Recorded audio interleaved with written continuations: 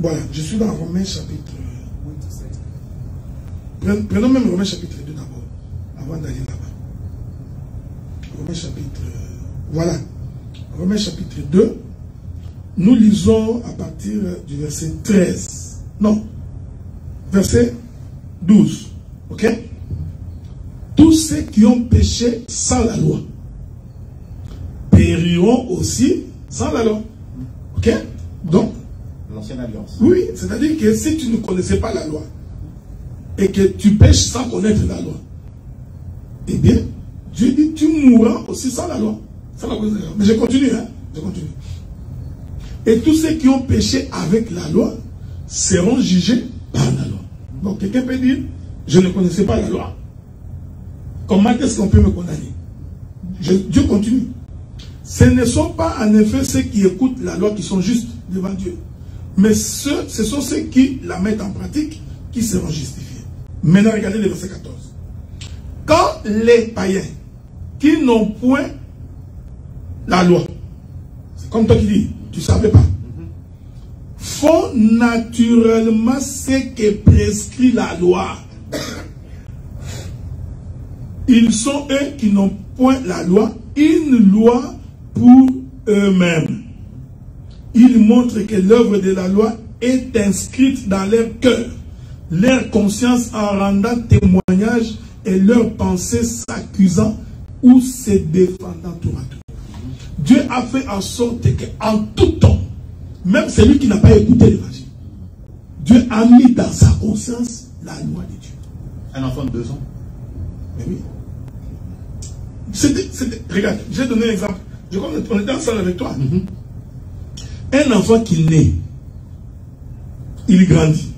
À 2 ans, vous laissez les gâteaux sur la table. L'enfant vient, il récupère les gâteaux. À 2 ans, on vient poser la question. Qui a pris les gâteaux? L'enfant dit, il a quitté sa soeur. Mais pourtant, c'est lui qui a pris les gâteaux. Mais qui lui a appris que c'est mauvais? C'est inscrit dans la conscience. Regardez, même l'enfant de 2 ans, quand il se fâche, quand tu grondes l'enfant, il sait que ce qu'il a fait, c'est mauvais. Donc, Dieu a fait en sorte que même le païen qui ne connaissent pas Dieu, Dieu a inscrit dans leur pensée, dans leur conscience, la loi. Je vais donner un exemple. Voler. On te l'enseigne ou pas, Dieu l'a inscrit dans ta conscience. Que voler est une mauvaise chose. Mentir, c'est inscrit. Prendre la femme de son... D'ailleurs, celui qui prend la femme de son prochain, il ne peut qu'être conscient.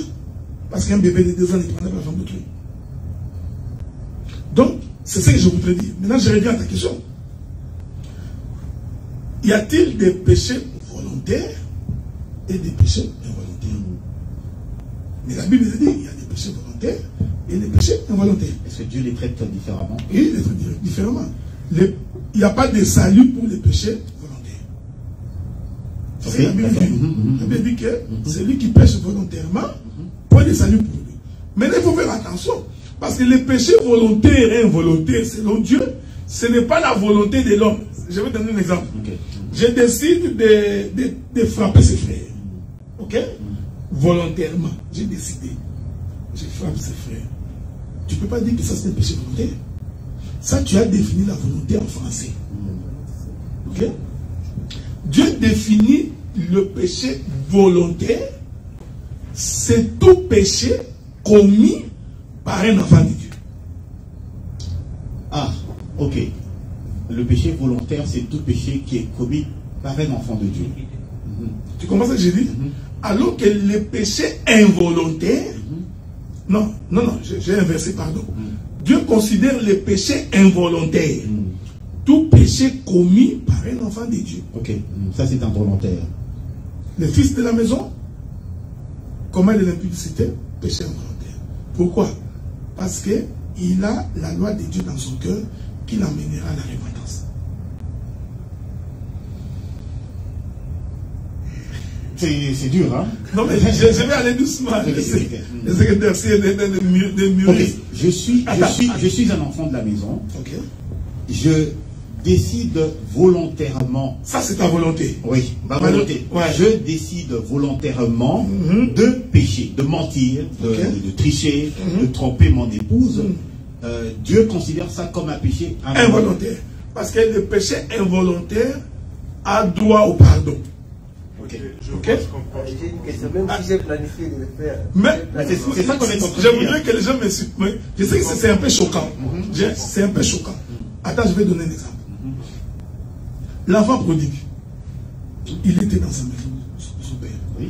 Il a pris les biens qui lui revenaient. Il est allé faire la vie avec les femmes. Ok? C'est sa décision. Naturellement, comme ça, naturellement, on a l'impression que c'est un péché volontaire. Mais dans la pensée de Dieu, c'est un péché involontaire. Pourquoi? En allant là-bas, il s'est rendu compte que ici n'est pas ma place. Je dois revenir. Donc, en fait, le péché involontaire, selon Dieu, c'est l'ensemble des péchés commis par les fils de Dieu. Alors que les péchés volontaires, ce sont des péchés commis par les fils de la perdition. C'est pour cette raison-là qu'il n'y a pas de pardon pour eux. Je vais aller autrement. Je vais essayer d'expliquer ça. C'est ça le péché contre le Saint-Esprit. C'est ça le péché contre le Saint-Esprit. Je vais aller autrement. La Bible dit, tout celui qui pêche volontairement ne peut pas être sauvé. Ok? Ah oui, il l'a dit. Ouais, c'est écrit. Maintenant, regardez.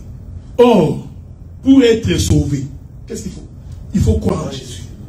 Donc nous comprenons, tout celui qui ne croit pas en Jésus pêche volontairement. Même s'il ne pêche pas physiquement. C'est-à-dire qu'il peut ne pas voler. Il n'a pas pris la femme d'autrui.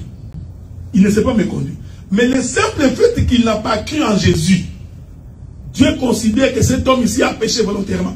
C'est pourquoi j'ai toujours dit, moi j'ai toujours entendu mon père qui me disait toujours, tu vois, ton grand-père était un homme bien, il n'avait pas de problème avec les gens, il vivait bien, donc il mangeait avec les gens, d'ailleurs il est mort, je suis sûr qu'il est allé au ciel. Bon, moi je sais qu'il n'est pas allé au ciel. Bon, ça, en mode miracle. Parce que pour moi, ce n'est pas le fait de ne pas commettre les péchés qui fait que tu sois sauvé. Non. Pour être sauvé, il faut croire en Jésus. Maintenant, je voudrais dire, ceux qui ont cru en Jésus, cela ne veut pas dire qu'ils ne commettent jamais de péchés. Ils ont cru en Jésus, mais quand même ils commettent des péchés. C'est pourquoi la Bible dit que si vous arrivez des péchés, sachez que vous avez auprès du Père un intercesseur. Donc, tout enfant de Dieu, tout celui qui a cru est susceptible de pécher. Nous branchons tous d'une manière ou d'une autre. Ce n'est pas un blanc-seing non plus pour aller faire n'importe quoi. Ce n'est pas ce que j'ai dit. Moi, j'ai toujours prêché ça comme ça parce que je dirige une église. Alors, si tu n'as pas ces éléments-là, tu risques de commencer à chasser tout le monde. Ok. Donc, c'est pas des choses à enseigner dans une campagne d'évangélisation. Non. Parce que si vraiment nous nous mettons ici, que nous mettions chacun de nous sur une balance, personne ne va être au ciel. Même pas nous. Ok? Donc, nous avons toujours nos faiblesses. Mais en tant que ministre de la parole, j'essaie de comprendre tout un chacun en essayant de l'aider au fur et à mesure pour que finalement, qu'il arrive à la perfection. Dans le respect absolu de la doctrine. Exactement. Bon, je comprends ce que tu dis par respect absolu.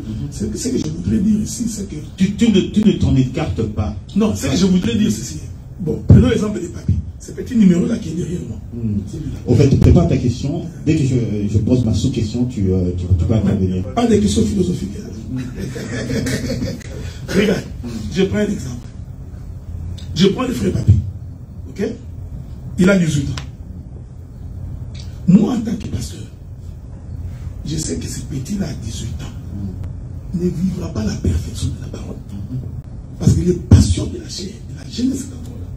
Donc, s'il lui arrivait de tomber, je parlerai avec lui avec amour, avec les soucis de les récupérer. Je n'allais pas dire, petit, toi, tu es un impudique, tu vas aller en enfer, qu'est-ce ici? Non. Je vais lui dire le chemin que tu prends là. Voici ce qui va t'arriver, voici ce qui va t'arriver, voici ce qui va t'arriver. Ensuite, nous allons prier Dieu pour que tu t'aides, que tu ne retombes pas. Regardez, Dieu peut te délivrer de l'impudicité aujourd'hui, mais demain il peut mentir. Tu vois? Donc en fait, la vie chrétienne, péché involontaire, c'est-à-dire que c'est un processus. Donc j'ai volé hier, Aujourd'hui, je ne vole pas. Mais peut-être que je calomnie. Je continue quand même en marche. Je me suis relevé. Dieu me délivre de la calomnie. Mais demain, je peux donner un faux témoignage. Tu vois? Donc Dieu continue à m'amener vers la perfection. Alors que le péché volontaire, c'est un péché commis par quelqu'un qui refuse de croire en Dieu. Ben, c'est justement là que on peut relever ce qui semble être une contradiction, enfin bon, les contradictions, ce que j'appelle entre guillemets les contradictions de la Bible.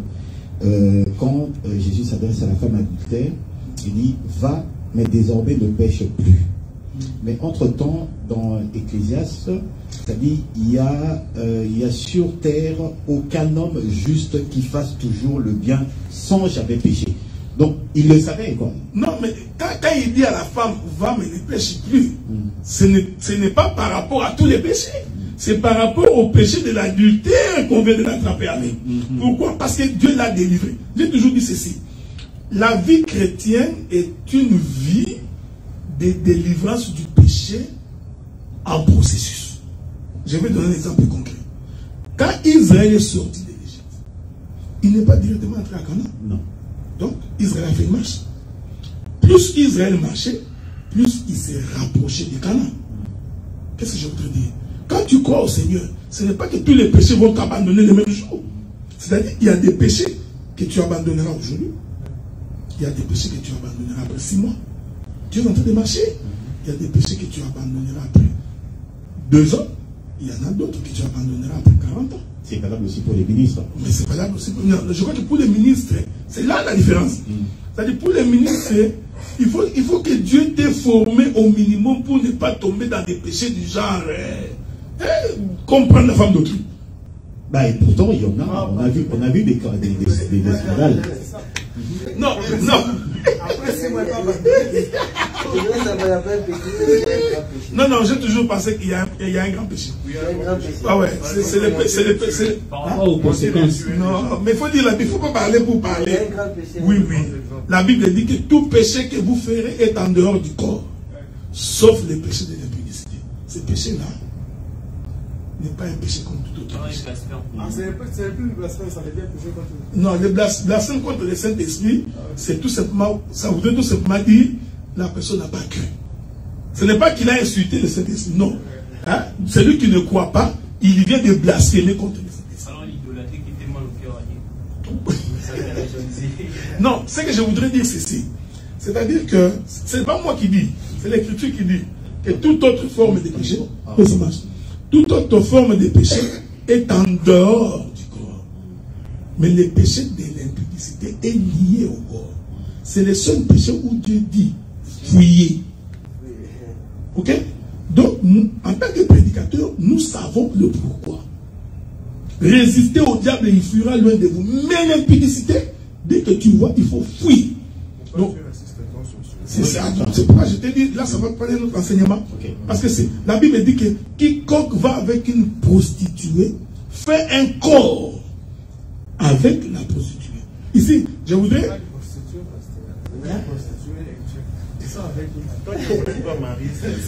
Non, je pense que c'est pour non, on va aider un autre. Non, un autre. Toute femme qui sort avec un homme avant le mariage se prostitue. Sauf que vous avez la définition qu'il faut que ça devienne un métier. Non, non, non. Ce n'est pas ce que je voudrais dire. C'est-à-dire que quand une femme, une soeur, sort avec un gars, ils ne sont pas encore mariés, ils viennent de se prostituer. Ok? Selon la parole. Selon la parole. Donc, maintenant, ça, ce sont des choses, quand nous allons faire les réunions des jeunes, j'en parlerai. J'ai une conférence à Montréal, du mois de janvier, février, nous en parlerons.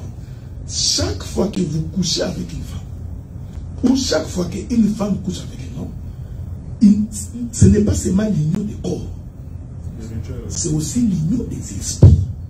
Vous ne le voyez pas, mais c'est spirituel. C'est quand tu vas remarquer un homme couche avec une femme. Le matin, la femme se réveille dans une sauté. Mais l'homme est en train de souffrir.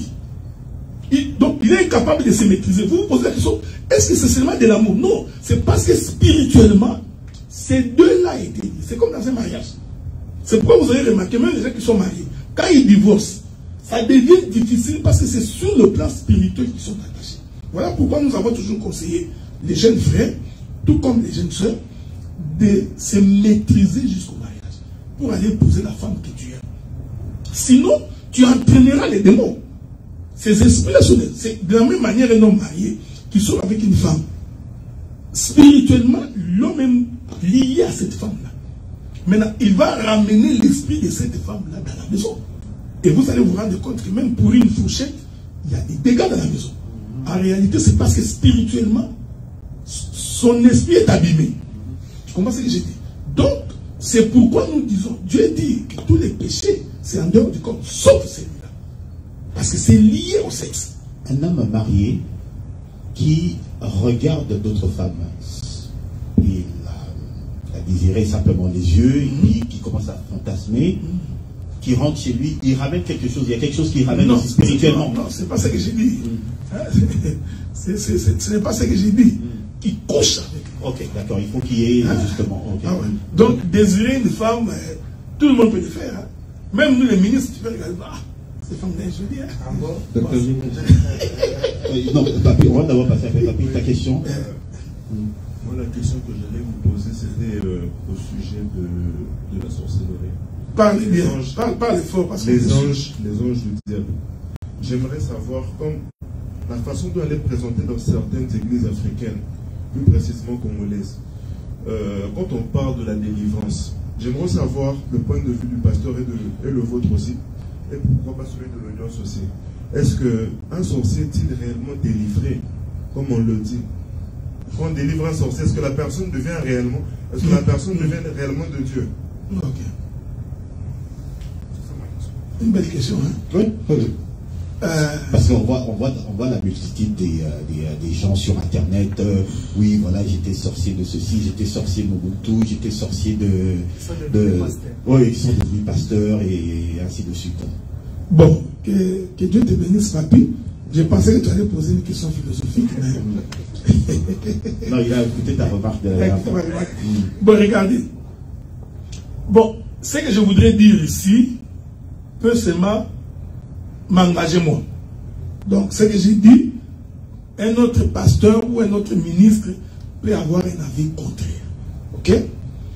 En ce qui concerne la sorcellerie, moi, j'ai la confession que un sorcier dans l'âme ne se convertira jamais. Ça, c'est mal. Bon. Pourquoi vous croyez que la prédestination, un enfant de Dieu ne peut pas se perdre? Vous croyez à cela? Vous croyez qu'un enfant de Dieu, puisqu'il est prédestiné comme enfant de Dieu, ne peut pas se perdre? Mais vous ne croyez pas qu'un fils du démon restera aussi éternellement fils de démon? Donc, les sorciers nés dans l'âme, c'est-à-dire sa sorcellerie est liée à sa personne, à son esprit. Il ne peut pas s'en départir. Cet homme-là ou cette femme-là ne se convertira jamais. Même s'il est gentil, il rigole, mais la nuit, elle devient méchante ou il devient méchant. Il va te bouffer. Quoi qu'il arrive, même si tu es son mari, il te bouffera. La journée, il peut avoir pitié de toi, mais la nuit, comme c'est lié à son esprit. Ça, c'est de deux. Nous avons des sorciers qui le sont devenus par alliance. Il est entré dans une maison d'occultisme. Il est allé signer des pactes. On l'a entraîné dans la sorcellerie. Un homme comme ça peut être délivré. Okay? Il peut renoncer. On peut prier pour lui. Mais c'est aussi un grand combat. Parce que ici, je voudrais dire une chose. L'homme est malin. Il est jeune, à 22 ans. Il veut faire la gloire. Il va entrer dans les sciences occultes, dans les cabanes juives. Il fait des alliances. C'est un sorcier, hein? Même s'il est en cravate. Même si c'est un pasteur, mais c'est un sorcier. Il prêche, il fait du succès, la popularité, la prospérité, il fait de l'argent.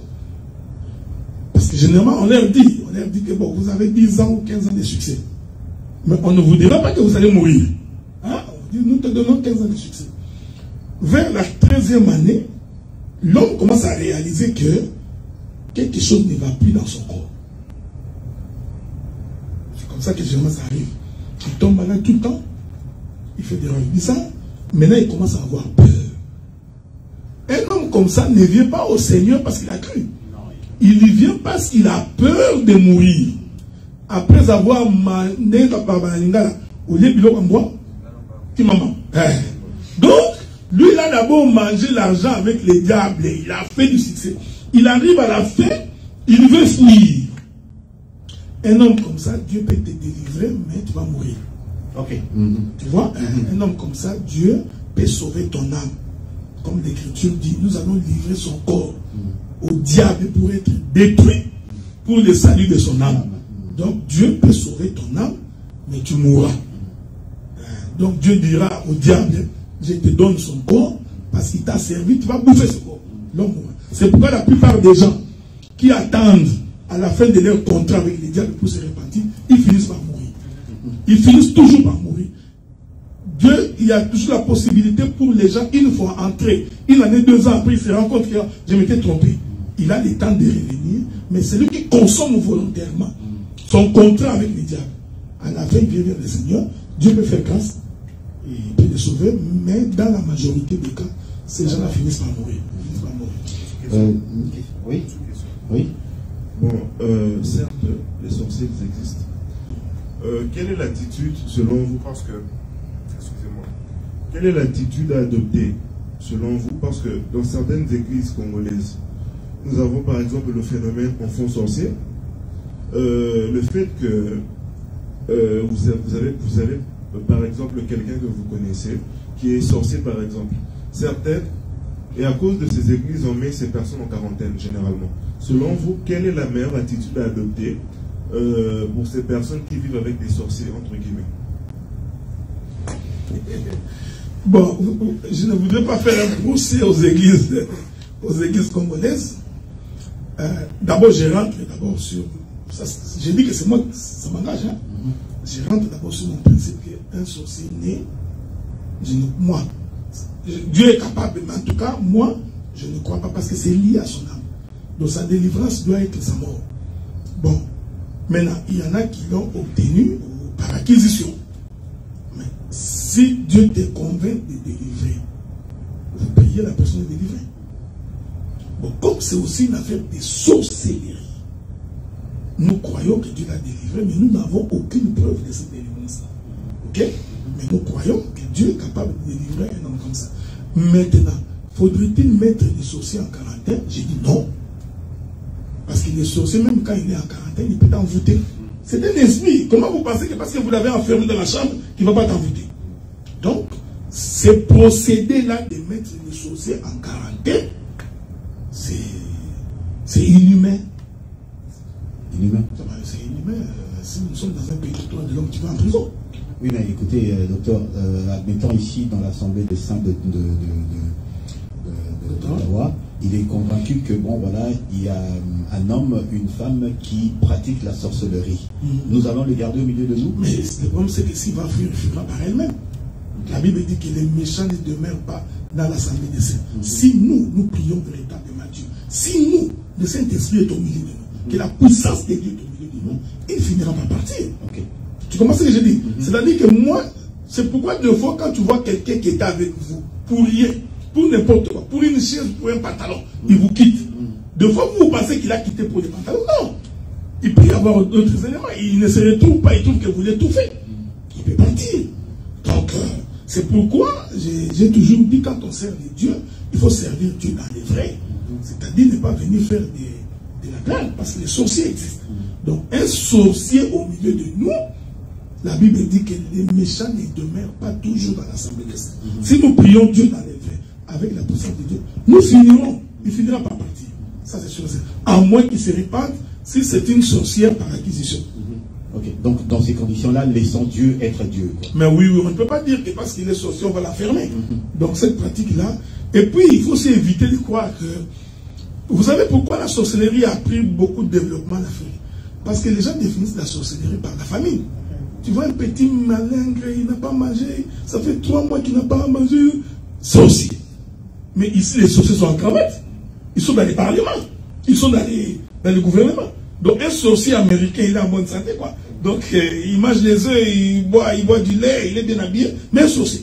Donc cette manière de définir la sorcellerie en fonction de la morphologie, Je crois aussi que c'est une fausse conception de voir les Écritures. Bien. On va juste prendre une question suivante. J'ai beaucoup de questions derrière aussi. Oui, vas-y. Ok, il y a un frère qui me suit en ligne, c'est Andrew Kitenge, depuis Tennessee, les États-Unis. Ok.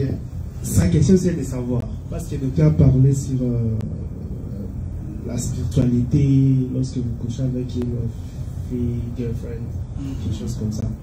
Maintenant, il veut savoir, suis-je divorcé si je me sépare avec ma petite amie? Ouais. Non, sa petite amie, est-ce qu'il est divorcé? S'il se sépare avec sa petite amie. Ok. Bon, écoutez, pour que nous parlions de divorce, il faut d'abord que vous soyez mariés. Premier élément. Et pour que le divorce ait lieu, il faut que l'un de vous ait commis le péché d'adultère. Ok? Et que l'autre décide que puisque vous avez été adultère, nous nous séparons.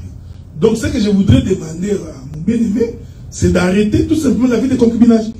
Ok? Avec sa girlfriend, il doit tout simplement arrêter ça parce que c'est contre la doctrine. Ça va faire mal parce que la chair adore ça. Probablement la girlfriend aussi va se fâcher. Ce n'est pas grave, mais si tu voudrais vivre pieusement la parole, donc sépare-toi de cette fille-là. Et si la fille m'écoute, la fille peut même te chasser. Hein? Donc c'est pour t'aider en fait que tu puisses hériter le royaume. Autant mieux entrer dans le royaume des cieux avec un seul bras que d'entrer avec deux bras en affaire. Donc, oui, merci. Je savais que tu allais poser la question. Kapi, regarde les questions. Ouais, je voulais dire à propos de ce sujet, vous avez dit si un homme marié couche avec une autre femme à l'extérieur, il risque de ramener l'esprit à la maison pour créer le désordre dans son foyer. Je voulais juste savoir, est-ce que ça dépend si la personne avec qui vous couchez, son esprit est mauvais, que cela va impacter votre mariage, peu importe ce qu'il soit bon ou mauvais. Merci beaucoup. Mais je crois que pour les hommes mariés, peu importe. Peu importe parce que vous êtes liés à votre femme. Vous êtes liés spirituellement. Okay? Donc, et généralement aussi, beaucoup de problèmes surgissent dans des foyers quand les hommes comme les femmes vont dehors. C'est pareil avec une femme. Une femme qui va dehors avec un autre mari. C'est pourquoi je voudrais inviter les bien-aimés à partir du 15 janvier. Nous aurons 4 séances de conférences sur mariage, fiançailles et divorce. Et nous ferons ces conférences-là en Lingala. Je voudrais vous inviter vraiment à participer. Ce serait une très très bonne chose parce qu'on parlera de tout ça. C'est-à-dire que quand c'est pareil comme tu fais alliance avec Dieu. Quand tu vas vers le diable, tu viens de briser spirituellement ton alliance avec Dieu. Donc un homme marié qui va avec une autre femme spirituellement vient de briser son alliance avec sa femme. Et si vous ne vous ressaisissez pas, il y a de fortes chances que vous arriviez à un divorce. Vous arrivez à un divorce. Ça arrivera, même pas aujourd'hui, même pas plus tard, ça va arriver. Si ça n'arrive pas avec un divorce, ça risquerait de détruire ton ministère. Ok? Donc, il faut que les femmes, même quand elles te disent que je ne parlerai pas, elles finissent toujours par parler. Donc, maintenant, c'est encore pire lorsque tu croises avec une femme dont l'esprit est ténébreux. Ça devient encore pire parce que c'est une servante du diable, ou c'est une sorcière, ou c'est quelqu'un qui voit les marabouts, les fétichistes. Alors quand tu couches avec une telle femme, spirituellement, tu verras l'impact même dans ta vie. C'est comme ça que vous voyez dans des couples, un homme est capable, quand il est dehors, il entre en érection, mais quand il vient chez sa femme, il n'entre pas en érection. C'est spirituel. Ok? Donc, quand il est dehors, il est gentil, quand il vient à la maison, il est colérique. Donc, je pense que le conseil qu'on peut donner, quoi qu'il arrive, un homme marié, une femme mariée, ne va pas voir ailleurs. S'il va voir ailleurs, eh bien, il tirera les conséquences de ce qui va arriver. Une question. La Bible a dit dans Exode 22, 16, si un homme séduit une vierge qui n'est point fiancée et qui couche avec elle, il paiera sa dot et le prendra pour femme. Si le père refuse de la lui accorder, il lui paiera en argent la valeur de la dot de vierge. Maintenant, ma question est celle-ci. Quand un homme couche avec une femme et qu'il est vierge, maintenant la femme là, si elle part se marier chez un autre, est-ce que la femme aura des esprits en elle? Bon, si tu as des versets. Bon, regarde. Ou l'homme paiera toujours la dot, c'est ça. Ah, ok. Bon, regarde. Il y a beaucoup de choses à dire là-dedans, ok? Beaucoup. On va essayer d'être le plus simple possible par rapport à notre thématique. Dieu avait fait une loi en Israël pour que les femmes se marient vierges et que les hommes également se marient chastes. Ok? C'est comme ça que Dieu avait fait la loi. Parce qu'en Israël, lorsqu'un homme venait, qu'il couche avec une femme et qu'il se rend compte que la femme a déjà été déviergée, c'est un déshonneur pour ses parents. Okay? Donc on veillait pour que l'homme comme la femme entre dans un mariage toute vierge. Maintenant, c'est pourquoi Dieu a émis cette clause, parce que Dieu connaît les hommes. Ils ont toujours tendance à aller séduire les femmes.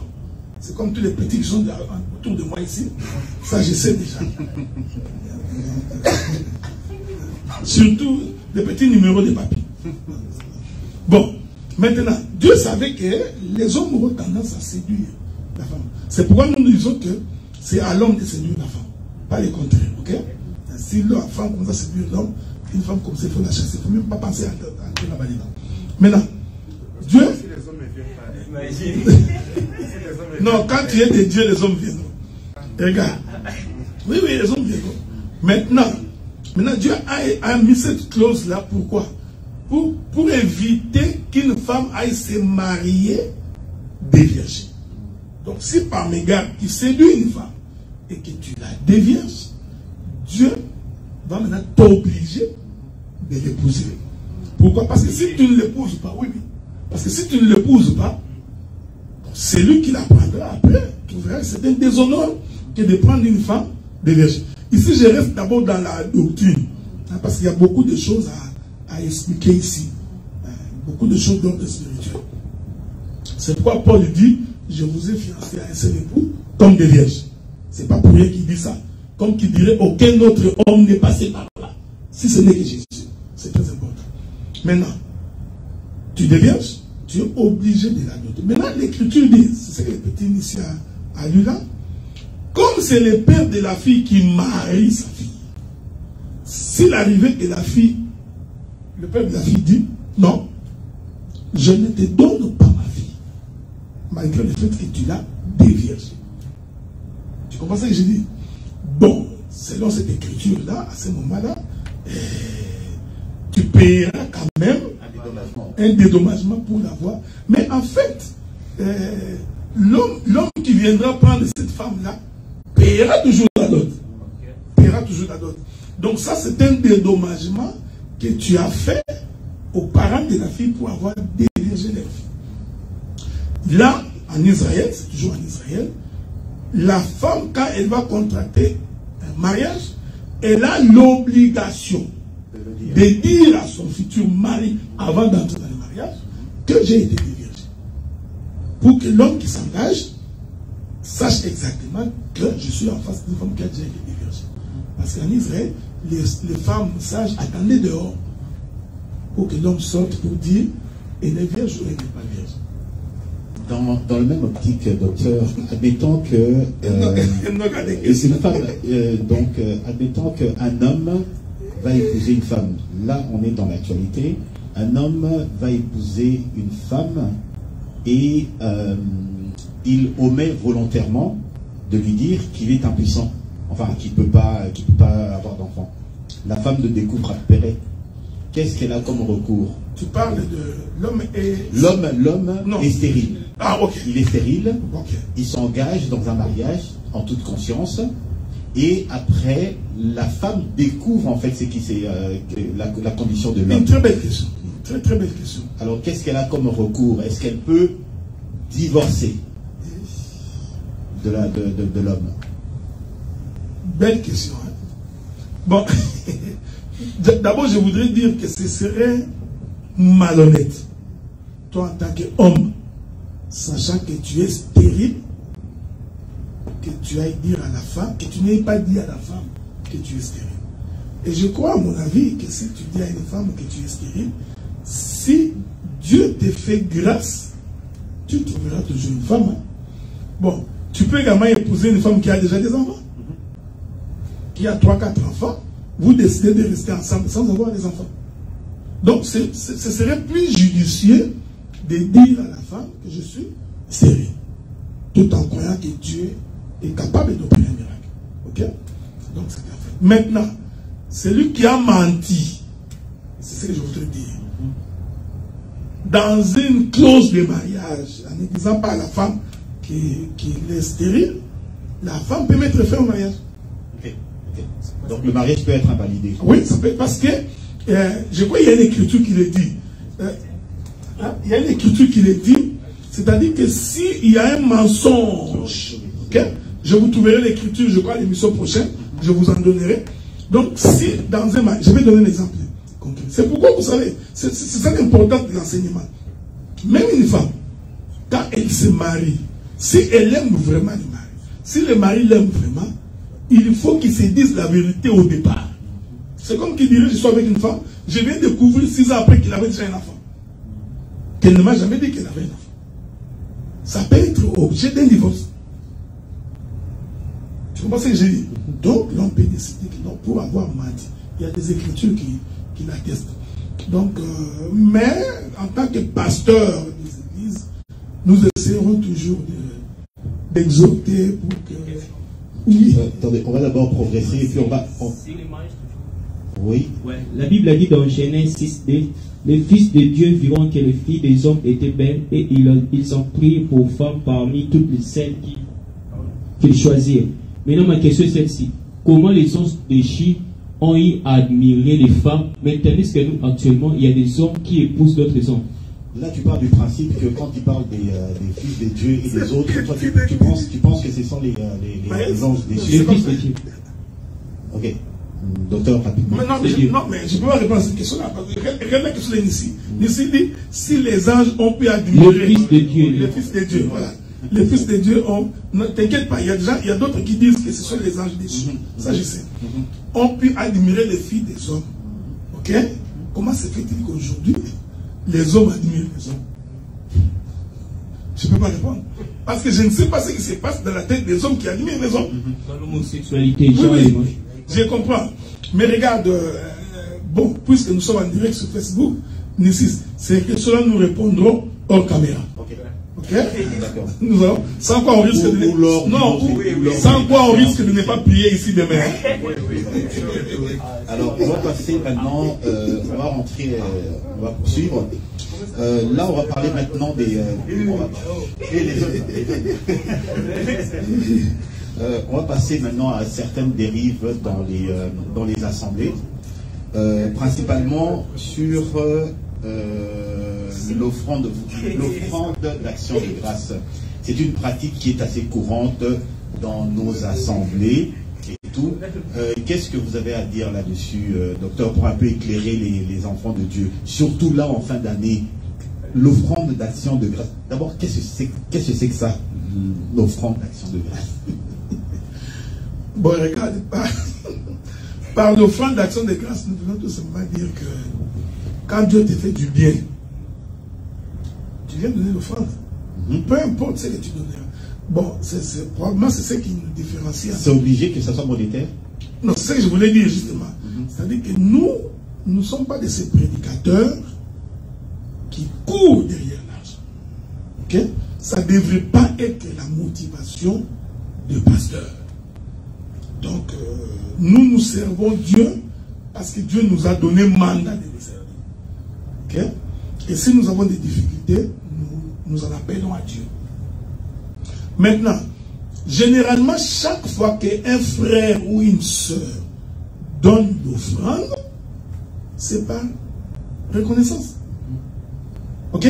Donc, tous les jours que nous nous assemblons, la semaine comme le week-end, quand quelqu'un apporte son offrande, c'est une offrande d'action de grâce.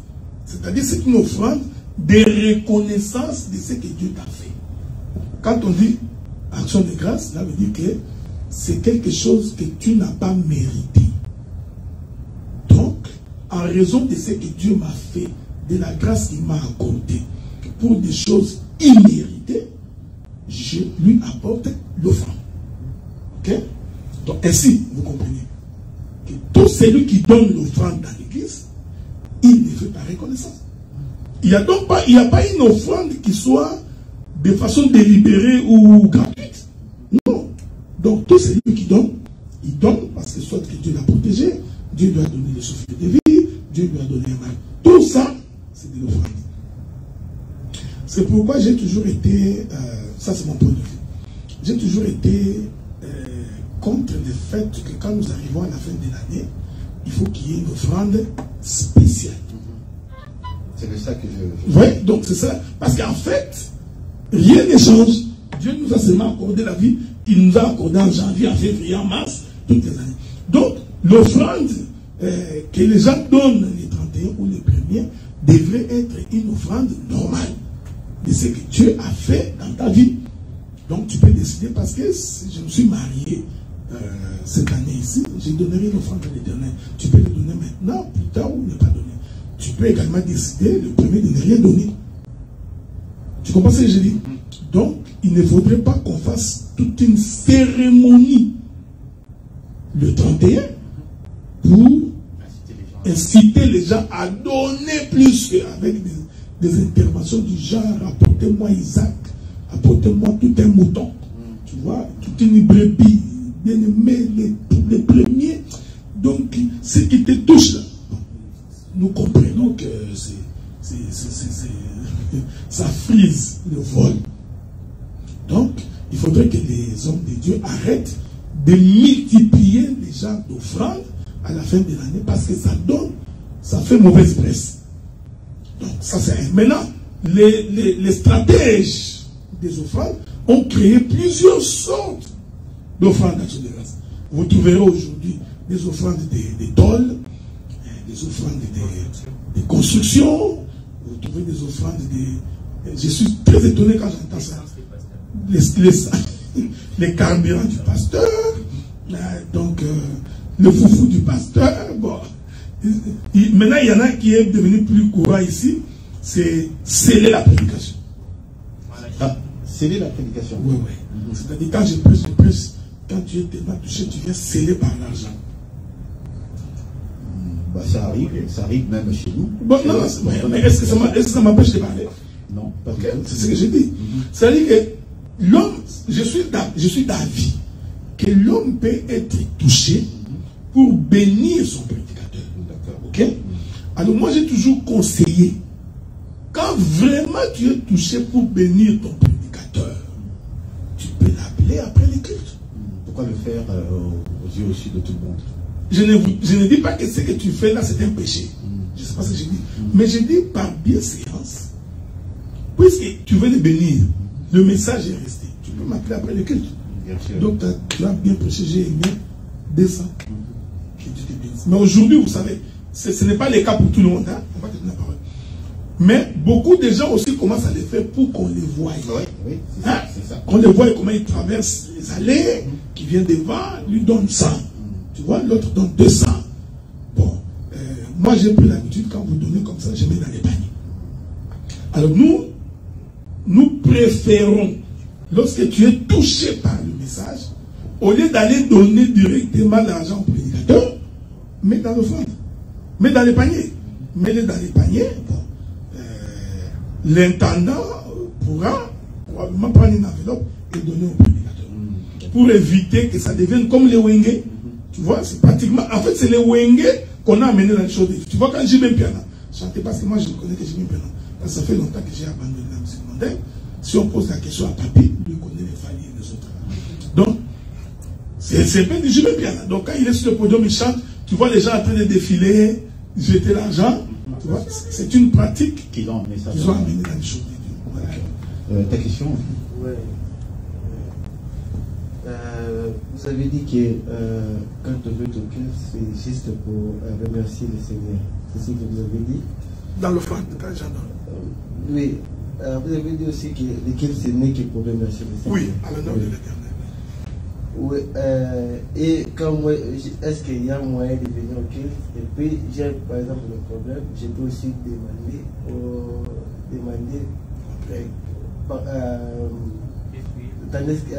tandis que le culte, c'est juste pour remercier les Si j'ai un sabbat dans ma vie, je peux aussi demander au lieu de remercier. Et puis, je voulais aussi savoir si, par exemple, j'ai commis l'impudicité. Je peux aussi venir à l'église, tandis que l'église, ce n'est que pour remercier le Seigneur. Je peux aussi remercier le Seigneur, tandis que je suis un pécheur. Ah, ok.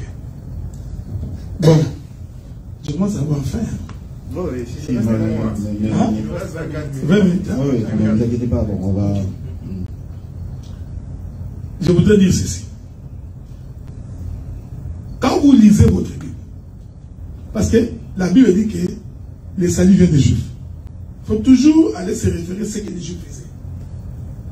Dieu avait fait en sorte que le sacrificateur, en fonction, il était au temple 7 jours sur 7, 24 heures sur 24. C'était comme ça. De telle sorte que si quelqu'un a un problème, il pouvait venir n'importe quand voir les prédicateurs ou les sacrificateurs. S'il a péché, il pouvait amener son animal de sacrifice, venir voir les sacrificateurs va égorger et implorer le pardon de Dieu. Mais il y avait aussi ce qu'on appelait la convocation solennelle. Cette convocation solennelle-là, c'était Dieu qui convoquait le peuple. Là, ce n'était pas que toi tu veux y aller, non. C'est-à-dire Dieu décide. La Bible dit que les sacrificateurs sonneront de la trompette. Chacun dans sa maison va comprendre que Dieu nous appelle. Et lorsque le peuple venait à une convocation solennelle, il venait pour écouter Dieu. Rien d'autre. Rien d'autre. Personne n'a porté l'animal, non. Parce que le sacrificateur n'a pas le temps d'égorger. Il venait pour parler de la part de Dieu. C'est que je voudrais dire ceci. Généralement, quand nous venons dimanche, nous venons à une convocation solennelle. C'est-à-dire c'est un jour où d'abord nous venons pour adorer Dieu et ensuite l'écouter. Maintenant, s'il y a des frères ou des sœurs qui ont des problèmes particuliers, nous leur demandons toujours pendant la semaine de voir dans la mesure du possible avec les prédicateurs ou les ministres comment organiser des séances de prière. Okay? Pour que dimanche ne devienne pas un moment. Je vais donner un exemple. Bon, ici on est à peu près, quand tout le monde vient, à peu près 100 personnes. Bon, maintenant, prenons l'exemple. Que toutes les 100 personnes décident que ce jour-là, vous devez prier pour nous. Nous allons pas sortir d'ici. Nous allons cas par cas. Ouais. Donc, bon, le jour où on va arriver 400, 300 personnes, vous ferez comment? C'est pourquoi le culte des dimanches devrait être un culte pour l'adoration, la louange et écouter la parole. Maintenant, les autres jours de la semaine, tu peux venir me voir en privé, nous prions le Seigneur. Et on a des prières en ligne. On a des prières en ligne. Tu as besoin d'une confession, tu me vois en prière. Maintenant, ce que tu as dit est vrai. Quand tu viens à la prière, déjà il faut avoir l'enseignement que Dieu n'écoute pas les pécheurs. Tu dois le savoir. Donc, ce que nous demandons au peuple, dès que tu sais que tu as péché, demande le pardon là où tu es. N'attends pas que tu arrives ici pour qu'on te dise mets-toi à genoux, demande pardon. C'est comme si tu as marché avec ton péché. Bon, à supposer que pendant que tu traverses la rue, un véhicule t'écrase, tu vas pas aller au ciel. Donc, ce que nous conseillons aux gens, c'est que dès que tu pêches et que tu as la conscience que ce que tu as fait est mauvais, immédiatement demande à Dieu pardon là où tu es. N'attends pas venir au culte. C'est une pratique que tous les chrétiens devaient le savoir. Parce que nous pouvons nous retrouver ici sans demander pardon. Nous venons, nous commençons à adorer le Seigneur. Mais, quand on est dans un milieu de foi, il y a des gens qui sont venus pour la première fois. Pour l'instant, on va suspendre les questions parce qu'il reste 3 questions majeures du thème. Tu comprends ce que je dis? On reviendra après si on a un peu de temps. Oui, je sais. C'est pour ça qu'il juste pour l'instant, je suspends les questions de ce côté-là pour prendre les questions qui ont déjà été posées. Donc c'est un problème d'enseignement. Donc, quand l'enseignement est bien donné, les gens savent qu'ils peuvent demander pardon dès qu'ils pêchent. Mais ça peut aussi arriver que certaines personnes viennent au culte, mais ils n'ont pas cet enseignement-là. Alors, le président du culte peut peux aussi demander, si tu sais que tu as péché contre Dieu, demande pardon. Mais si ça devient une habitude, c'est-à-dire que tous les dimanches, tout est là, après, demander pardon, que Dieu nous remplisse de l'esprit. Parce que pour le président du culte, quand tu as péché, l'esprit est devenu tout petit. Maintenant que tu as confessé le péché, il faut les remplir. Ensuite, après avoir rempli les péchés, maintenant que tu es rempli de l'esprit, tu vas te mettre debout. On va chasser les démons. Tu vois? Là, ça devient un culte catholique. Justement, en parlant des ministres, des prédicateurs, des pasteurs, docteur, pouvez-vous nous dire par quel mécanisme est-ce qu'on devient un ministre aujourd'hui? Est-ce qu'il faut un diplôme de théologie pour être pasteur? Le ministère est une vocation ou un métier ou même les deux? Non, je crois que le ministère est un appel. D'abord, c'est Dieu qui choisit les ministres. À ce titre-là, c'est une vocation. Nous croyons également que pour être ministre, il faut être instruit. Okay? Donc, il faut être enseigné. Sauf que ton instruction ne peut pas être une instruction du genre cartésien. Donc, c'est-à-dire que tu vas, premier graduat, deuxième graduat, troisième, première licence, deuxième licence, licencié en théologie. Nous croyons que ça n'a rien à voir avec le ministère. Mais ça peut également aider quand on a des Saint-Esprit à pouvoir saisir certains contours. Ok? C'est très important. Mais il se fait malheureusement que la plupart des gens qui ont fait la théologie ont fini par devenir athées. Ok.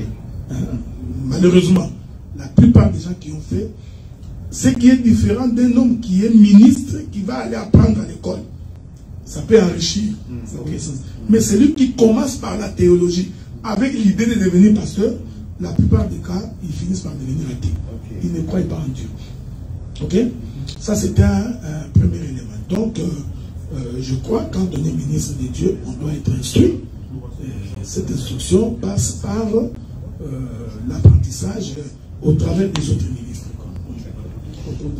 On va prendre Matthieu 7,15. Ça dit, gardez-vous des faux prophètes. On va être le plus objectif possible, hein, car il y a des critiques chez les catholiques. Nous on dit que les catholiques ont une foi morte. Chez les gens, les églises des réveils, quelquefois on les appelle des bitouloukou. Chez les branhamistes, on dit que bon voilà, il y a des dérives sectaires et puis de l'idolâtrie. Chez les assemblées des saints, bon, on nous traite également de fantaisistes. Alors, comment les reconnaître? Car pour l'instant, le blé et l'ivraie croissent ensemble, justement. Bon.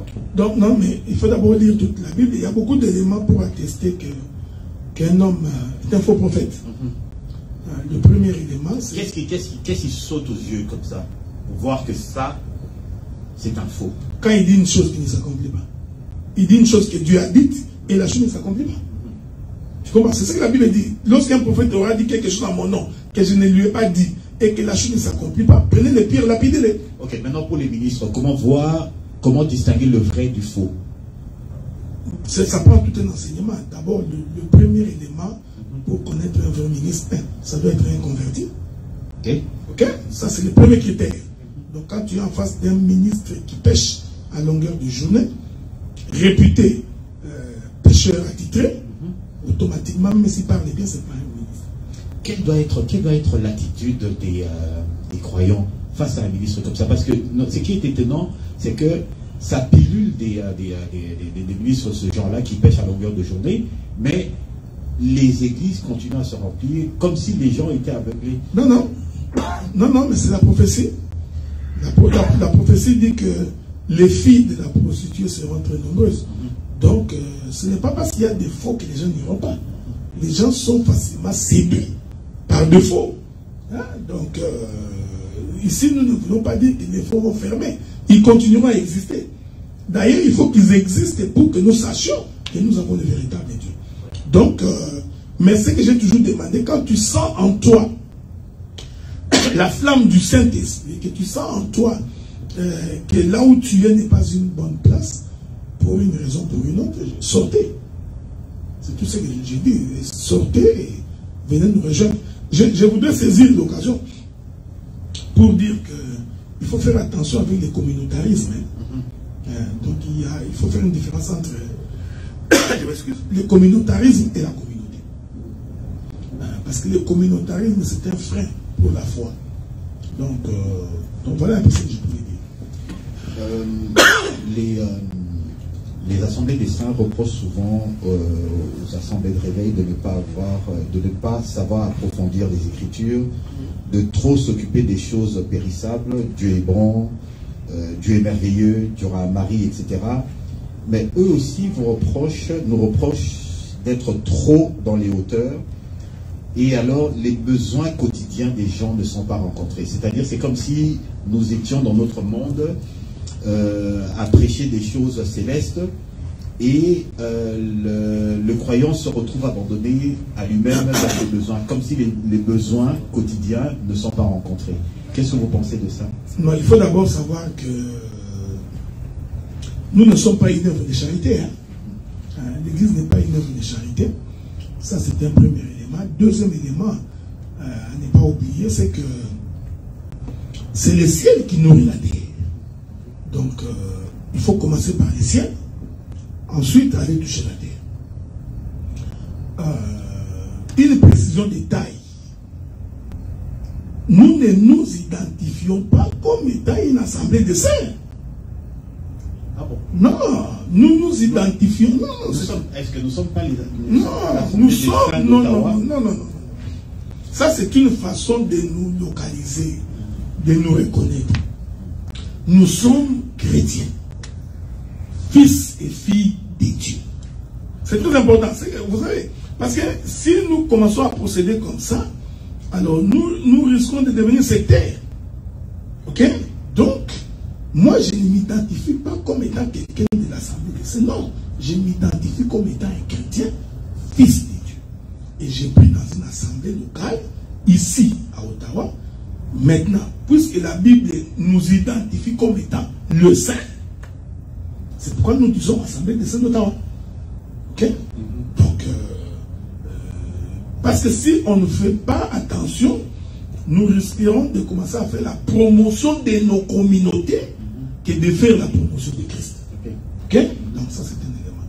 Maintenant, les ministères, il faut relier ces deux choses. Il faut relier ciel et terre. Donc si tu es un ministre qui ne parle que du ciel, tu auras des difficultés parce qu'il y a des gens dans l'église qui souffrent, qui ont des problèmes, qui ont des difficultés. Ces gens-là ont besoin également que vous apportiez la solution à leurs problèmes. Maintenant, si vous ne parlez que des choses terrestres, vous empêchez ces gens-là d'aller au ciel. Parce qu'ils ont aussi besoin de connaître les fondements de l'évangile. J'ai toujours dit ça. Ça doit faire le compromis. Donc, non pas le compromis, il doit relier ciel et terre. C'est-à-dire, c'est pourquoi Dieu a créé l'étendue, pour que l'étendue puisse relier le ciel et la terre. Donc, quand on est ministre, c'est comme un corbeau. Noé envoie le corbeau quitte l'arche, il descend, il revient. Il descend, il revient. Donc, un ministre doit avoir cette capacité de monter et de descendre, de monter et de descendre. Mais je précise qu'il faut d'abord qu'il ouvre le ciel. C'est-à-dire, avant de toucher les choses terrestres, il faut d'abord qu'un ministre soit capable d'ouvrir le ciel. Une fois que le ciel est ouvert, la terre est nourrie.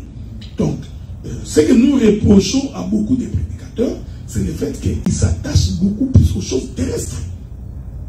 Quand déjà quelqu'un vient à l'église pour avoir un visa pour aller en France, il fonde toute sa foi dans un visa pour aller en France. Maintenant, et tu lui fais croire que Dieu est Dieu parce qu'il donne un visa. Un type comme ça, quand il va arriver en Amérique, tu vas prêcher. Comme moi je suis ici. Et tu me prêcheras qu'il me faut un visa pour aller quelque part. Ce petit s'il vient de traverser les États-Unis pour venir au Canada. Tu vas aller lui prêcher que non. Si tu crois en Dieu, tu traverseras la frontière du Canada. Non. Tu vois? Donc, il y a des prédications, une fois tu prends l'avion, non-sens. Charnel. Donc, c'est comme j'ai toujours dit, en Amérique, nous sommes au Canada. Prenons l'exemple ici. L'aide sociale existe. Même un chômeur, il a l'aide sociale. Le minimum pour manger, dormir, il en a ici. Tu vas encore lui prêcher. Tu vois bien qu'il faut que tu changes ton message. Maintenant que nous sommes au Canada, il faut maintenant espérer au ciel. Il n'y a pas autre chose. Donc nous allons te prêcher le ciel. C'est ça la prédication. Mais quand tu es ici, tu prêches les gens non, il faut t'acheter des voitures. Oh, mais mon frère, tu as un bon crédit, tu m'as envoyé une voiture. J'ai appris qu'il y a mon petit DSI qui a acheté. Il a acheté quoi, le petit Hyundai. 2021. Nouveau modèle. Donc, tu vois ce que je dis. Donc, ça veut dire que, même au regard de ces choses, il faut que notre prédication soit orientée vers les choses célestes. C'est ce qui est difficile à beaucoup de prédicateurs. C'est-à-dire qu'il est incapable d'ouvrir l'écriture, que nous voyons la face du Seigneur être dessinée. Il s'attarde sur des choses terrestres.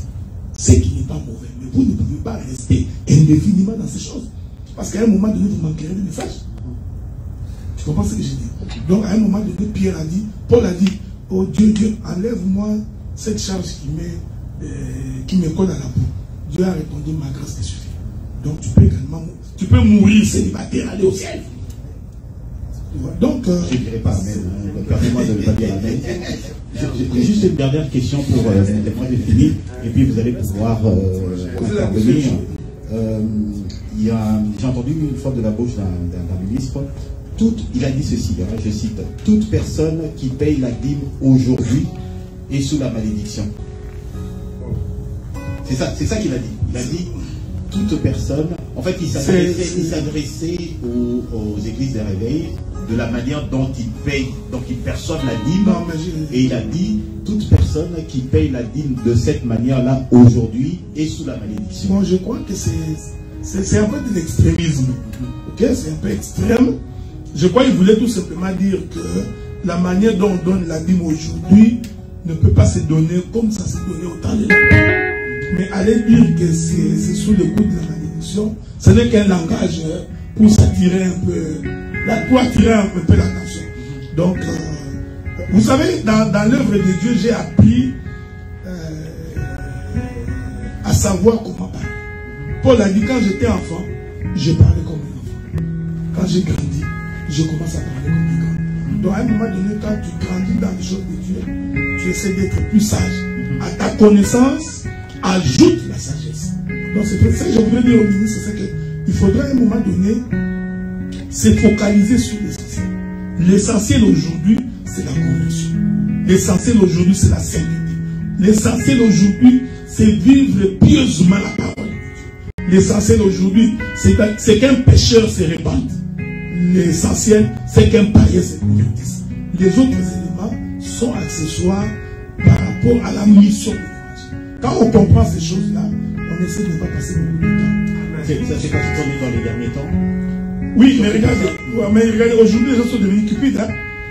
De toute ma vie, je n'ai jamais vu la cupidité atteindre le niveau qu'il a atteint aujourd'hui. Il suffit de circuler le monde qui est là. Les églises sont devenues des endroits pour les pasteurs de s'enrichir. C'est des endroits pour se faire de l'argent, pour récolter des offrandes. Donc, généralement, ça n'a jamais été comme ça il y a quelques décennies. Donc, nous nous approchons véritablement vers la fin de tout. C'est pour ça que dans une de vos allocutions, vous avez même préconisé le retour imminent du Christ. C'est-à-dire que vous aurez souhaité que le Christ revienne le plus rapidement possible. Oui, j'ai souhaité parce que je me suis rendu compte que l'homme est mauvais. En tout cas, je me suis beaucoup. On vous donne la parole. Donc, l'homme est mauvais. Même Dieu a dit ça. Dieu dit, je me répands d'avoir créé l'homme parce que son cœur est tout le temps tourné vers le mal.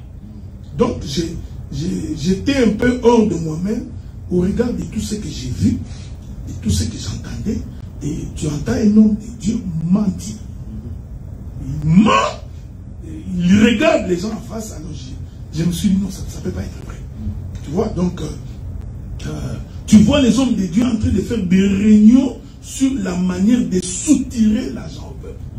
Tu vois, donc, il t'appelle, il dit, non, docteur Aguilar, viens prêcher chez nous.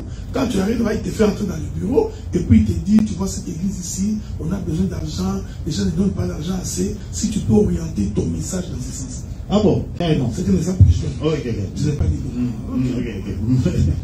dit. Donc, tu comprends ça? Donc, tu sens la cupidité. Moi, j'ai toujours dit, c'est mon béni, ça. Celui qui sert Dieu avec sincérité et honnêteté, Dieu paye. d'une manière ou d'une autre, Dieu ne peut pas abandonner celui qui les fait avec honnêteté. Mais les hommes de Dieu d'aujourd'hui, je m'excuse beaucoup, mais ils sont dans des combines, donc ils sont dans des cours, donc ils préparent des cours, donc ils sont dans la haine, dans la jalousie. Il y en a d'autres qui disent, oh, pourquoi il n'y a que lui, pas moi.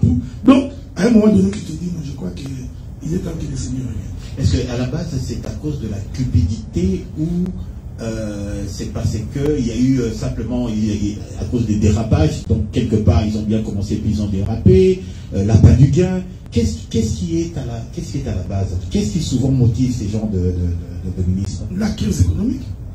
Il y en a qui bon, je sais qu'il y en a, parce que j'ai entendu 2 ou 3 qui m'ont insulté. Hein. Il y en a certains qui ont dit, oh, il dit ça parce que lui, au Canada, il marche bien. Ok? Donc, c'est pourquoi il parle comme ça. Mais je pense que même les gens qui m'ont vu grandir, j'ai en horreur l'injustice. L'exploitation de l'homme, je déteste ça. Sur toutes ses formes. Donc, je crois, c'est un esprit du temps de la fin. Okay. C'est de la cupidité, l'homme est orgueilleux. L'homme est orgueilleux. Il est orgueilleux en tout. Même quand il n'a rien, tu verras qu'il n'a rien. Il habite dans, comme on dit chez nous, room. Il n'est même pas dans un appartement. Room. Il n'a rien. Mais il est orgueilleux. Il se vante des choses qu'il n'a pas. Cette nature-là n'est pas une nature de Dieu. Maintenant, il y a encore un autre mouvement aujourd'hui. Les hommes de Dieu sont devenus des dominants. Les pasteurs commencent à se comporter comme des petits dieux, comme des rois télé. Donc l'église est devenue comme son endroit, il peut donner des ordres comme il veut. Il pense qu'il peut parler aux gens comme ça lui monte à l'esprit. Tu comprends ce que je dis? Donc il gronde des parents, il gronde des femmes mariées, comme s'il parlait à ses enfants, comme si c'était ses sujets. Donc cette pratique-là nous révolte. Alors nous disons, Seigneur, si tu peux revenir le plus tôt possible, pour que des gens comme ça aient en affaire. L'église ne peut pas être dirigée comme sous forme pyramidale, c'est ça. Il faut un collège, c'est ça. Je n'ai pour pouvoir, chez vous par exemple, chez vous, comment qu'est-ce qui non mais comment c'est est-ce qu'il y a un collège? Non, je crois que l'église est dirigée des deux, c'est-à-dire d'abord il faut qu'il y ait des serviteurs. Je ne peux pas faire ça. D'ailleurs tu es là, non? Donc, je ne peux pas faire ton travail aimé. Okay? Donc, l'église est d'abord dirigée en forme de collège. Okay? Les serviteurs. Mais dans ces collèges-là, il faut qu'il y ait quelqu'un qui a la prééminence. Ou préséance. Okay? Je vais aller tout doucement. Les cas les plus concrets. Dans l'église d'Ottawa, personne n'a une préséance avant moi. Donc, j'ai commencé. J'ai toujours donné ce témoignage avec l'apôtre Adolphe qui n'est plus avec nous. Les autres sont venus après. Donc même dans nos rapports, et ils savent que le docteur Adela a préséance. Cette préséance ne fait pas de moi un dominant. Ce n'est pas une préséance de droit divin. Non, pas du tout. C'est-à-dire ce n'est pas que ce que j'ai dit, c'est ce qui doit se faire. D'ailleurs, ça tu peux vérifier. Tu peux vérifier parce que tu es dans l'église. Donc je peux donner un avis. Le pasteur Azaf dit non. Il dit non, donc moi je trouve qu'on peut faire ceci. J'ai dit bien, on fera cela. Mais au moins, quelqu'un doit prendre l'initiative. Tu comprends ce que j'ai dit? Donc je prends l'initiative, je soumets aux autres, nous en discutons. S'ils trouvent que ça ne va pas, nous laissons. Si je suis convaincu que je suis dans les vrais, je continuerai à parler. Pour dire que non, je crois avoir raison. Tu n'imposeras pas ta volonté. Non, sauf que, non, il faut savoir, sauf que lorsque nous avons des vives discussions, en tant qu'aîné, ma voix a préséance pour ne pas s'aimer les désordres. Vous avez un modèle comme ça dans la Bible? Non, mais oui. Quand il y a une conférence de Jérusalem après avoir parlé, c'est l'apôtre Jacques qui est venu conclure. C'est Jacques qui a dit à Paul, il dit, bon, toi, malgré le fait que tu crois que manger les viandes sacrifiées aux idoles n'est pas un péché, mais nous te disons, quand tu vas rentrer, dis à ces frères-là de ne pas manger. Paul savait. Il savait qu'il avait raison. Mais comme Jacques et les autres avaient préséance sur lui en termes ministériels, il a d'abord obéi. Tu comprends ce que je dis? Ça veut dire que c'est pour éviter que demain Nissi va se réveiller là-bas. Il dit non, il dit Tokokani. Non, ça va créer un désordre. Donc, Nissi peut ne pas être d'accord avec moi. Mais s'il voit que nous commençons à engager une discussion qui peut entacher nos relations, par respect en préséance, il va dire, docteur, je ne suis pas d'accord avec toi, mais puisque tu vois les choses comme ça, allons d'abord comme ça. Si l'Éternel est Dieu, parce que vous avez ma bonne la réalité, si l'Éternel est Dieu, même moi dans ma chambre, à un moment donné, je dirais, Dieu me parlera. Il me dit, non, c'est que Nissi a dit là, c'était la bonne chose. Tu comprends? Mais il faudrait éviter de créer un affrontement. Parce que ça détruit l'œuvre de Dieu. Tu comprends ce que je dis? Donc, c'est ce que je dis. Donc, même dans un collège, il y en a qui sont arrivés avant. C'est pourquoi Jésus a dit, cette bonne nouvelle sera annoncée en commençant par Jérusalem, Samarie et aux extrémités de la terre. Donc, vous ne pouvez pas, ça c'est un désordre, j'ai toujours dit que c'est un désordre. Je ne peux pas moi me rendre à Paris. Je trouve une église à Paris avec des ministres, même si c'est un jeune homme par rapport à mon âge, même s'il a commencé à servir Dieu après moi. Mais puisque c'est lui qui a commencé l'œuvre de la vie, il a préférence sur moi. Tu comprends ce que j'ai dit? Donc, maintenant, ici je ne voudrais pas entrer dans les données prophétiques et spirituelles. Quand vous regardez le trône de Dieu, vous y trouvez qu'il y a 2-3 personnes qui s'assoient sur le trône? Non. Pourquoi vous voulez que les modèles soient comptés sur la terre? Quand vous acceptez que la femme ne peut pas enseigner dans une assemblée locale, les modèles vous l'avez pris au ciel, non? Parce que vous comprenez qu'au ciel, c'est Dieu qui prêche. Vous l'avez répercuté sur la terre. Pourquoi vous voulez faire le contraire? Pourquoi vous pensez que le collège veut dire nous prenons tous des décisions, nous sommes tous égaux? C'est un désordre. Ici, parce que je n'ai pas encore prêché ça. J'expliquerai pourquoi sur le trône de Dieu, il y avait 4 êtres vivants, 24 vieillards, mais l'agneau de Dieu au milieu du trône. Même quand Israël campait, il campait en 4 bras, mais l'arche de l'alliance était au milieu. Donc si vous voulez avoir une église forte, organisée, prospère, il faut accepter, même quand vous êtes ensemble, qu'il y ait la préséance des aînés. Des gens qui vous ont prêché l'évangile. Ces gens-là ont préséance. Cette préséance, c'est par rapport à celui qui a commencé l'œuvre. Vous avez préséance à Ottawa, c'est qui est compréhensible. Vous avez préséance également à Montréal? Ah, bien sûr. Parce que je crois qu'à Montréal, nous avions commencé avec les jeunes Azaf. Ok? Donc, tous ceux qui sont à Montréal sont petits après. Et nous avions... Mon compagnon de tous les temps, c'est le pasteur Azaf.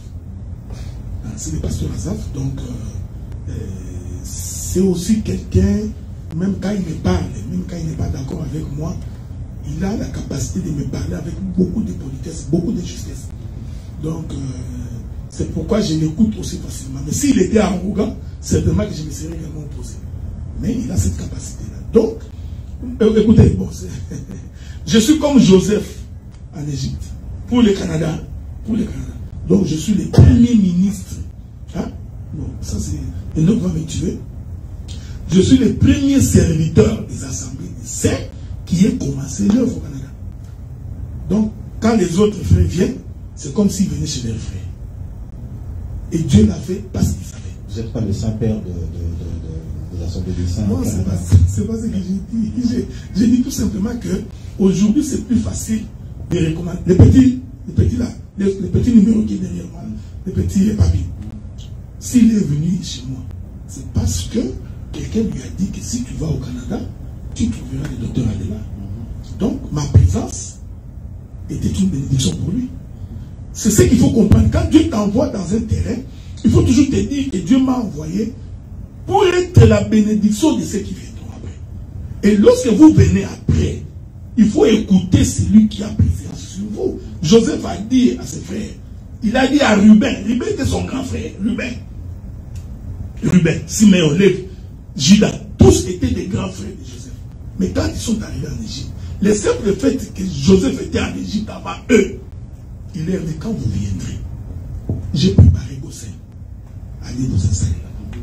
C'est pour dire que quand tu viens dans un pays comme celui-ci, pose-moi la question.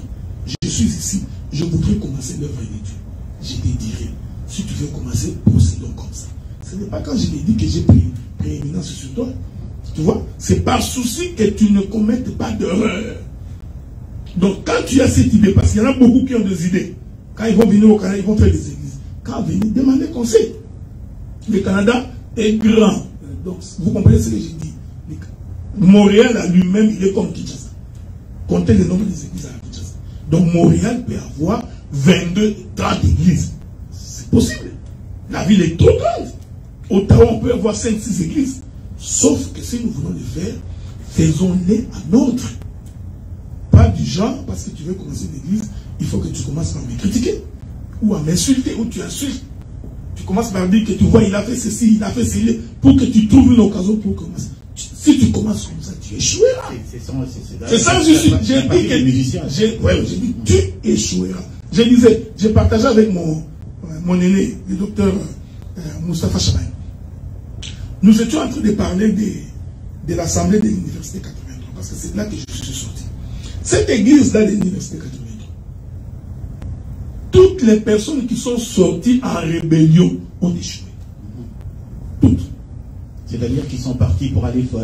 J'ai dit, toutes les personnes qui sont sorties en rébellion. C'est-à-dire, tu voudrais partir, au lieu de partir bonnement, tu préfères insulter les ministres qui sont là-bas. Tu préfères démontrer que tu vois le pasteur Bruno, il a fait ceci, pour trouver un prétexte, récupérer quelques livres pour commencer. Toutes ces personnes ont échoué. Pourquoi? Parce que Dieu fait toujours alliance avec les gens. Ce sont des principes de Dieu qu'il faut comprendre. Je ne peux pas débarquer à l'Université 83, penser que je vais changer. Non. Parce qu'il y a une alliance que Dieu a faite avec ces gens-là. Le collège des 83 a une alliance. C'est pareil, parce que les hommes, aujourd'hui, les prédicateurs, ils sont pas spirituels. Ah, ils sont charnés. Donc nous avions une alliance avec Dieu en ce qui concerne le Canada. Nous avons une alliance. Tu comprends ce que je dis? Et cette alliance-là, au fur et à mesure que nous avançons, nous constatons qu'effectivement, Dieu nous a envoyés ici pour une mission. Nous avons des prédicateurs qui sont arrivés ici, qui se sont mariés, deuxième, troisième femme, disparus dans la nature. Nous avons des frères à Montréal. Tu cherches, le prédicateur est où? À côté de l'Ibala dans la Naval. Il a abandonné la Bible. Donc, nous en avons beaucoup qui arrivent, qui sont dans les boîtes de nuit, qui courent derrière les femmes. Mais nous avions sacrifié notre temps pour servir les Seigneurs, parce que nous avons une mission. C'est pourquoi j'ai toujours donné un conseil aux gens. Vous venez, vous voulez commencer une œuvre, parlons, nous allons t'orienter. Mais si tu viens avec la pensée que non, eh bien, c'est comme Joseph, hein, c'est un panier qui va toujours germer. Ça, c'est un conseil que j'ai toujours donné. Donc, nous sommes un collège, nous discutons ensemble, nous travaillons, mais comme j'ai préséance, parce que je suis aîné, je donne la direction, je dis, est-ce qu'on peut faire ça? S'ils sont d'accord, nous faisons. S'ils ne sont pas d'accord, nous discutons. Dans la discussion, à un moment donné, l'argument de l'aîné doit avoir préséance. C'est ça la doctrine. Donc, tu n'es pas d'accord? Si je dis, moi je ne suis pas d'accord, quand tu es petit, tu acceptes d'abord ce que j'ai dit. Je donne un exemple pour finir. Le pasteur Bruno est arrivé ici il y a 3 ou 4 ans passés pour régler un conflit que nous avions ici. Après avoir discuté pendant longtemps. Le pasteur Bruno a levé l'option. Il dit, bon, je vous ai entendu, je trouve que toi tu restes dans ce cas, l'autre reste de l'autre côté. Comme c'était néné, même si nous n'étions pas d'accord, nous avions d'abord dit, faisons ce qu'il a dit. Donc, c'est en fait ça l'œuvre de Dieu. Mais considérer que tu viens dans un terrain, tu trouves quelqu'un, tu penses que tu vas venir prendre, diriger, parce que c'est un collège, je trouve que c'est un désordre. Ça, c'est un désordre tout fait. Merci beaucoup, docteur. En tout cas, ça a été clair. Là, on a fini. Vous pouvez, si vous voulez, intervenir, pas en forme de questions. Si vous avez quelque chose à dire, brièvement, hein, 1 minute chacun. Papy, tu as quelque chose à ajouter? Les autres? Moi, c'est ma dernière parole. Est-ce que tu peux rapprocher ton micro? Moi, ma dernière parole, c'est juste une question. Pose la question. On peut l'enregistrer pour répondre. Il n'y a pas de problème. On peut y répondre la prochaine fois. Cette question, je trouve que c'est un sujet qui a créé un peu de perplexité dans les églises, notamment envers certains pasteurs des églises africaines, certains membres de certaines églises. C'est au sujet de la polygamie. Est-elle autorisée à l'église, oui ou non? Ok. Docteur, est-ce que tu veux y répondre rapidement? Mais je lui répondrai non. J'ai répondu non. Mais ce n'est pas ce qu'il veut entendre. Il veut entendre une démonstration. Pourquoi j'ai dit non? ça va nous prendre encore beaucoup de temps. Oui. Et alors, une question? Ma question est celle-ci. De nos jours, nous voyons beaucoup de serviteurs de Dieu, de ministres, qui partent chercher l'argent dans les politiques. Mais non, ma question est celle-ci. Est-ce qu'un ministre peut vraiment être un politicien? Parce que selon l'ordre de Melchisedec, on voyait, il y avait d'autres ministres comme Daniel, il était sacrificateur en même temps gouverneur. Est-ce que c'est faisable jusqu'à nos jours? Une belle question encore. Hein? Oui. Donc, j'ai dit d'abord non. J'ai dit d'abord non. Un ministre de Dieu ne peut pas faire de la politique. En tout cas, pas de la politique active. Ok? Donc, il peut être dans l'administration, mais la politique active, nous allons démontrer ça. Donc, un ministre de Dieu. D'abord, un ministre de Dieu, où est-ce qu'il trouve le temps? Il a des âmes à prendre dessus. Il a le temps de méditer. Il doit recevoir des gens, prier pour des gens. Vous pensez vraiment? Regardez, même Moïse à qui Dieu a donné la charte d'Israël, Jétro a dit que c'est trop. Il faut que tu dispatches. Bon, dis-moi comment un ministre de Dieu aujourd'hui, tu verras le temps d'aller faire la politique. Donc, un ministre de Dieu ne fait pas la politique active. Nous en parlerons avec détail si le Seigneur nous prête vie. Voilà. Voilà. Merci beaucoup.